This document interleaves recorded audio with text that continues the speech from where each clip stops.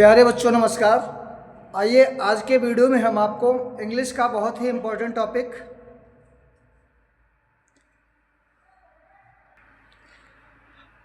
Has to, have to और had to का प्रयोग पढ़ाएंगे। तो ध्यान दीजिएगा कि जब भी हमें किसी को कार्य को करने की अनिवार्यता होती है तो वहाँ पर हैव टू और हैज़ टू तथा हैड टू का प्रयोग किया जाता है।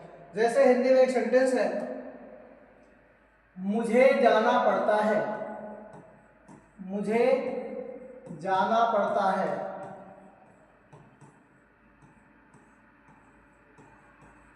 ठीक है, तो ये सेंटेंस आपके सामने लिखा है मुझे जाना पड़ता है, ये प्रेजेंट इंडेफिनिट टेंस में है, मुझे जाना पड़ता है। बट ये इसमें एक अनिवार्यता है, ठीक है, मुझे जाना पड़ता है।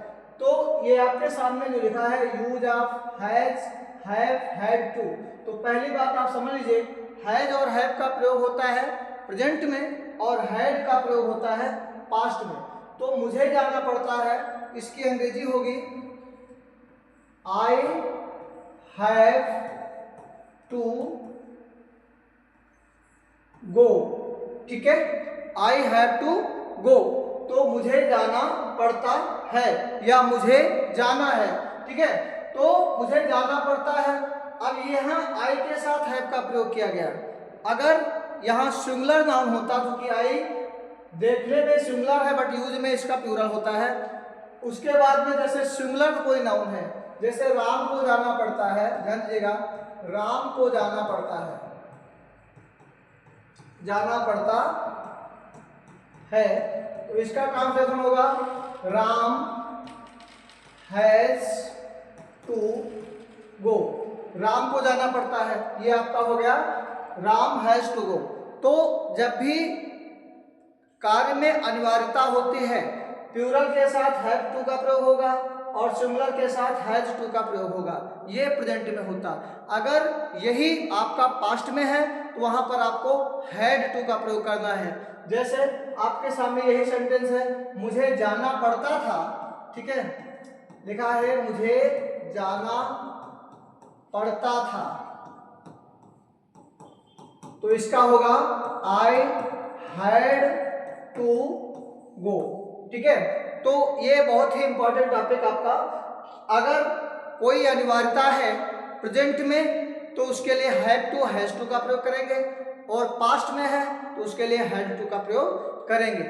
तो जैसे इसी के बेसिस पे और सेंटेंस, निगेटिव सेंटेंस में आप आ जाइए, मुझे नहीं जाना पड़ता था, मुझे नहीं जाना पड़ता था, तो इसका क्या हो जाएगा, पास्ट टेंस में है I had not to go, ये आपका हो गया मुझे नहीं जाना पड़ता था। तो ये आपके सामने सेंटेंस लिखे हुए हैं। ठीक है, उम्मीद है आप लोगों को इससे बहुत हेल्प मिलेगी। आइए नेक्स्ट देखते हैं अगला सेंटेंस।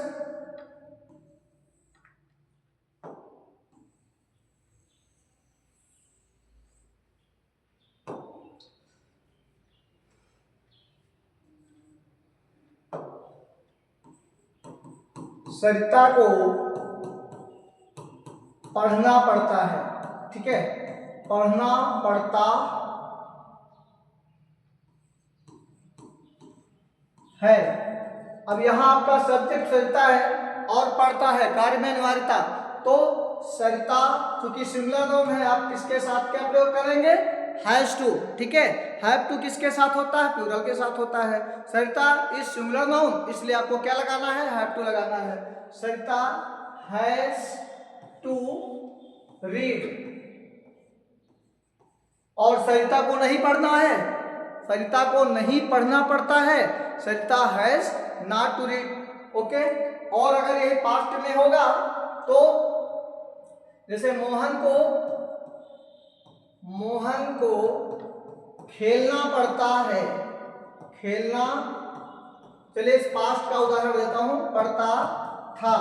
अब ये आपका पास्ट में आदत है, ठीक है, मोहन को खेलना पड़ता था, पास्ट की आदत है, तो वहां पर आपको हैड टू का प्रयोग करना है।